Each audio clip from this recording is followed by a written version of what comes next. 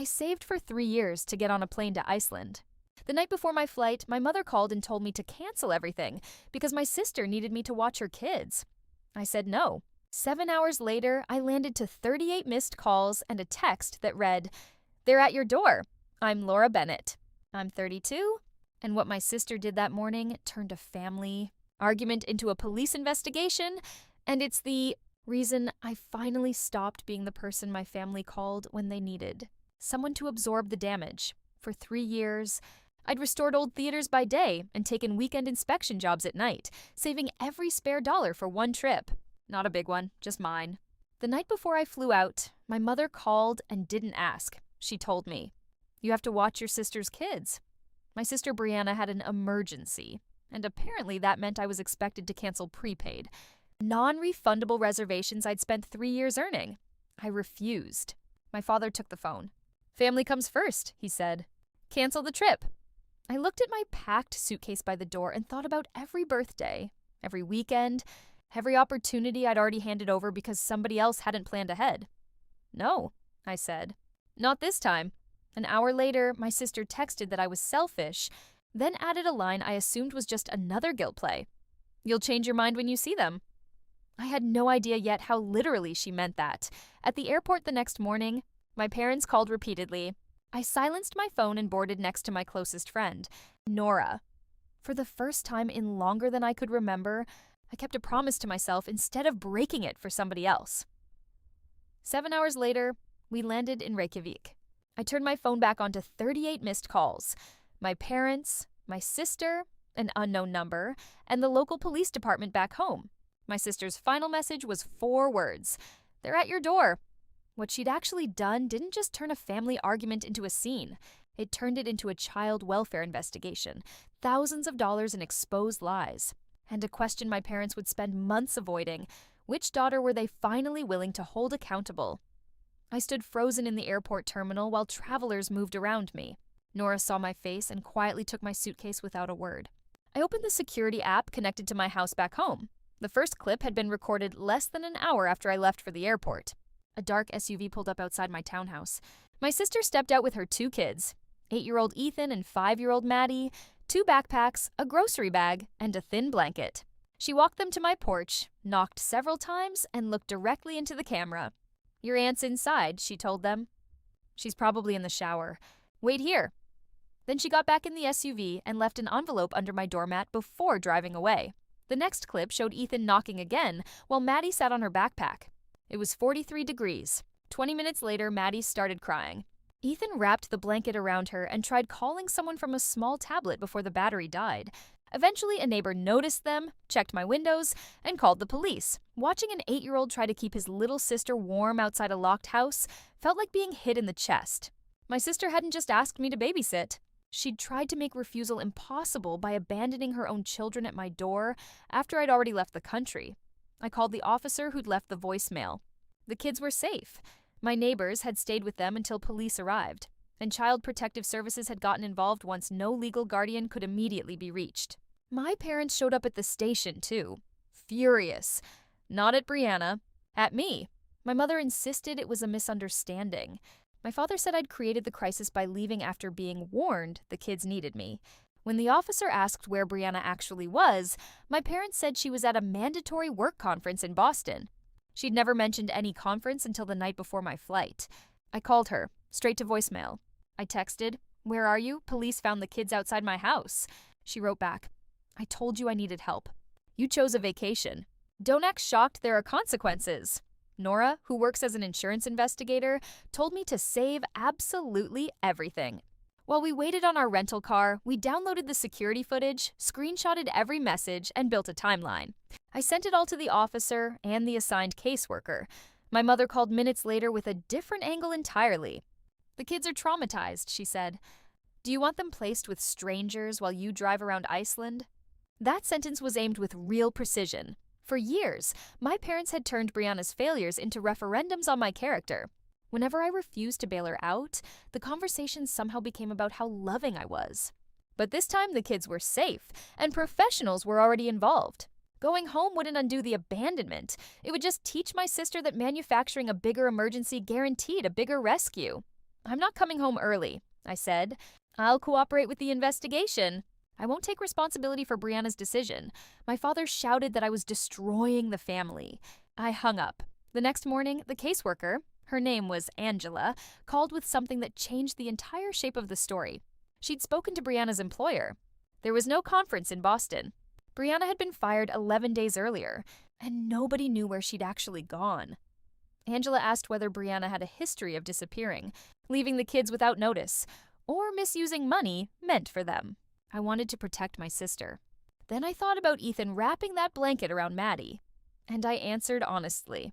Brianna had always created emergencies that looked accidental, borrowing my car and returning it empty as a teenager, using my emergency credit card in college and calling the charges fraudulent, asking me to babysit for an hour that turned into overnight, again and again. 3 months before my trip, Brianna announced a big promotion at the events company where she worked. She posted photos of charity galas, presented herself as an exhausted single mother with a glamorous career, and claimed her ex-husband had stopped paying child support. When she said the kids' after-school program was about to cut them off, I transferred her $1,200. Angela asked for proof. I sent the bank record along with Brianna's message afterward. "You saved the kids from losing the only stable routine they have." Reading it again, it felt calculated in a way it hadn't before. Nora and I reviewed the porch footage again. The SUV driver never got out, but his hand was visible on the wheel, wearing a large silver watch I recognized from photos my sister had deleted. It belonged to a married man named Gavin, a club donor she'd introduced as a professional contact while mentioning him constantly. The truth unfolded fast after that. Brianna had actually been fired after money disappeared from a winter clothing fundraiser she'd organized. She'd blamed a duplicated vendor invoice, but the internal review showed payments redirected to a digital account registered under her own email.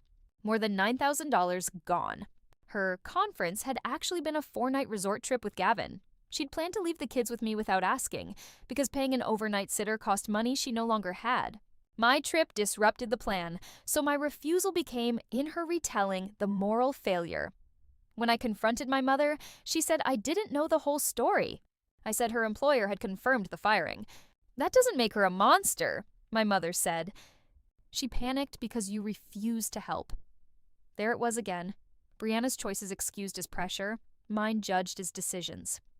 My father got on the call and ordered me to stop talking to the caseworker. "Respectable families handle problems privately," he said, and that sentence unlocked a memory I'd spent years minimizing. When I was 26, Brianna had opened a utility account using my address after her own power got shut off. I found out through a collection notice. My father paid it off on the condition I never mention it again, because a public record might damage her future. Nobody asked what the false account did to my credit. "How many times have you paid to make her problems disappear?" I asked him. "That's none of your business," he said, and hung up. That evening, I dug through old messages and found transfers totaling almost $6,000 over 4 years, labeled rent, dental work, school expenses. I also found a fundraiser Brianna had run claiming her son needed therapy insurance wouldn't cover. It raised over $4,000. I called her ex-husband, Marcus, who she'd always painted as unreliable. He sounded horrified. Ethan's therapy was fully covered through school, and Brianna had told him the fundraiser was for classroom supplies. Neither story was true. Marcus also confirmed he'd paid child support consistently, and that Brianna had asked him to give up 2 of his weekends for her. Conference, rather than let him take the kids, because handing them to their father would have exposed the lie. Brianna came back 2 days later and told Angela she'd had a panic attack. When shown the footage and the messages, her story changed, and she accused me of misleading her. The more she talked, the more it fell apart. Angela informed her the children would stay under temporary supervision.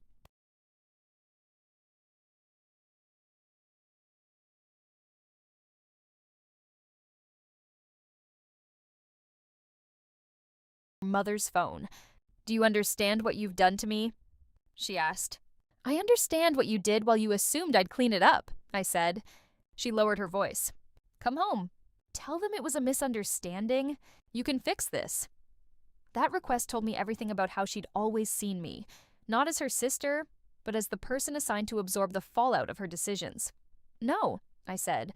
"This time the truth stays visible." She spent the next 2 days rewriting the story online. A jealous relative, a mental health crisis, a misunderstanding over childcare. She never used my name, but everyone in the family knew where I'd gone. Relatives messaged me asking why I'd refused to help a struggling single mother. I didn't respond publicly. Instead, I saved every post and sent anything relevant straight to Angela. A former coworker of Brianna's, Kendra, reached out next. She'd helped run the fundraiser Brianna had looted and said Brianna had pressured junior staff into approving payments quickly, then blamed Kendra for the accounting mistakes once the money vanished. Kendra had emails proving Brianna personally changed the payment routing, plus photos from a party the same day the funds were withdrawn. She also had a form listing our mother as a financial guarantor on a $7,000 vendor account, signed 2 weeks after Brianna was fired. When I confronted my mother about it, she denied it existed until I described the document exactly. Then she admitted Brianna had promised a promotion bonus would cover it. There was no promotion. There was no bonus. Your father can't find out, she whispered. He will, I told her. You need a lawyer. That evening, the club's attorney contacted my parents directly.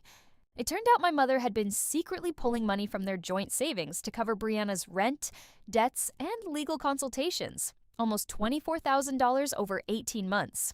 My parents' marriage came apart that night. My father called demanding every document I had. I refused. Get your own attorney, I told him. I'm not managing this for you anymore. The club issued a public statement confirming Brianna no longer worked there and that financial irregularities were under review. Gavin vanished the moment his wife hired a lawyer. Brianna called me crying, asking me to tell people to stop talking.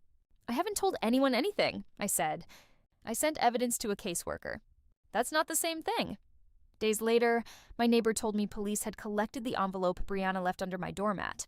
Inside were temporary medical authorization forms for the kids, a handwritten care schedule, and a signature at the bottom that wasn't mine. She'd forged it. The schedule assumed I'd keep the kids for 4 nights.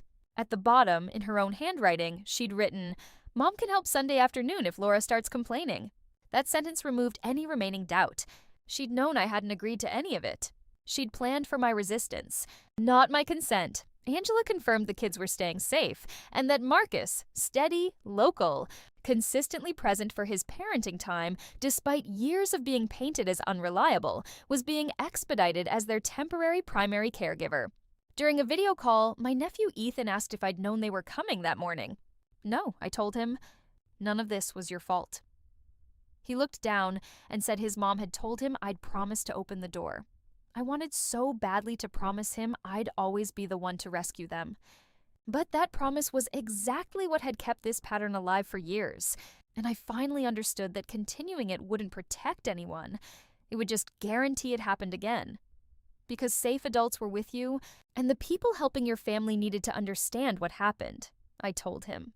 I love you, but loving you doesn't mean pretending your mom made a safe choice. He said Grandma believed families forgive mistakes. Families can forgive, I said. They also tell the truth and make sure dangerous mistakes don't get repeated. I cried in the rental car after that call. Boundaries don't remove pain. They just stop the pain from making every decision for you. For the rest of the trip, I wrote out a plan for my return. No direct money to Brianna, no surprise overnight childcare, no access to my home, no use of my name or signature ever again. Any help for the kids would go strictly through Marcus, their school, or a verified provider. If she ever tried something like this again, I'd call the authorities, not negotiate. When I actually added up what I'd given Brianna over the years, it came out to more than the entire cost of my Iceland trip. I'd treated my own dream as an indulgence requiring 3 years of sacrifice, while treating her every crisis as an automatic expense. My father called before our flight home, his anger gone, replaced with something closer to exhaustion. He admitted Brianna had lied about several debts and asked why I hadn't warned him. I did, I said. You told me respectable families handle things privately. He was quiet for a long time. I don't know how to fix this, he finally said. You don't, I told him. You stop hiding it and let Brianna do the work. Before we boarded, I learned the kids had been temporarily placed with Marcus. Brianna kept supervised visitation, but couldn't take them anywhere alone. Her last message to me read, I hope Iceland was worth destroying my life. I answered once. Iceland didn't destroy your life. It just stopped me from hiding what you did. Brianna eventually entered a mandated program. parenting classes, financial counseling, supervised visits, accountability meetings. At first, she treated every requirement as an insult. After missing an appointment and showing up late to a visit, she was warned that non-compliance would delay reunification. She started showing up. She found part-time warehouse work. Less glamorous than the old job, but every transaction documented this time. My parents paid a price too. My father postponed retirement to rebuild their savings. My mother started therapy after finally admitting how often she'd confused rescuing Brianna with loving her. I refused to mediate their marriage. I kept seeing Ethan and Maddie through Marcus, paying providers directly when I helped at all, never handing cash to anyone who could quietly redirect it again. Months later, in a supervised meeting, Brianna finally said something close to the truth. I left them because I thought you'd fix it. I knew you were traveling, but I believed Mom and Dad could force you back. It wasn't a full apology, but it was honest, maybe for the first time in years. A year after that trip, I hung a photo from Iceland in my hallway. Nora and me on a black sand beach, jackets pulled tight against the wind. It isn't proof I chose a vacation over 2 kids. It's proof I finally stopped letting a manufactured emergency run my entire life. And honestly, that's the only kind of peace that ever actually lasted.